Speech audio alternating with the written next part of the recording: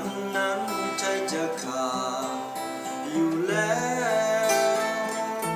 ด้วยฮักน้องแก้วผู้งามโสภาลาวันดังหนึ่งนางฟ้าลงสู่ดินเหมือนว่าพระอินทร์นั้นลงมาปั้นให้อายนอนฝันเธอน้องหัวใจอายนี้แม้นมีทางโทษโอบได้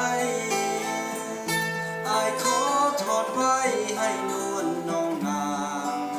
ขอบคมจะอยู่ขอบฟ้าดินแดนใดถึงจะแสนไกลอายก็จะต้องกลับมาหาน้องจากวันสายน้ำคงไหลหลังเปลี่ยนไปก็เหมือนดังน้ำใจไหลมานานขอให้น้องเจ้าจงสงสาร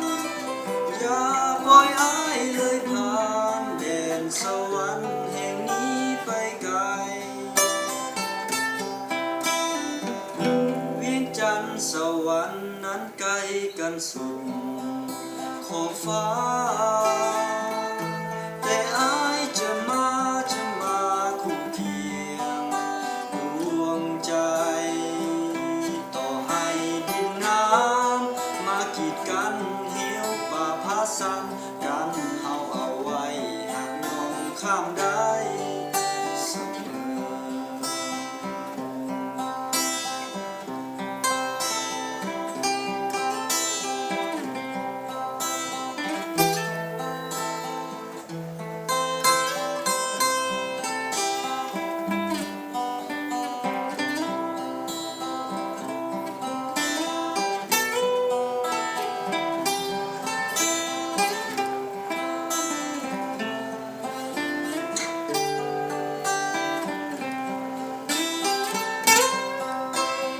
สายน้ำคงไหลหลังเปลี่ยนไปก็เหมือนดังน้ำใจไหลมานั้นขอให้น้องเจ้าจงสงสารอย่าปล่อยอายเลยผ่านแดนสวรรค์แห่งนี้ไปไกล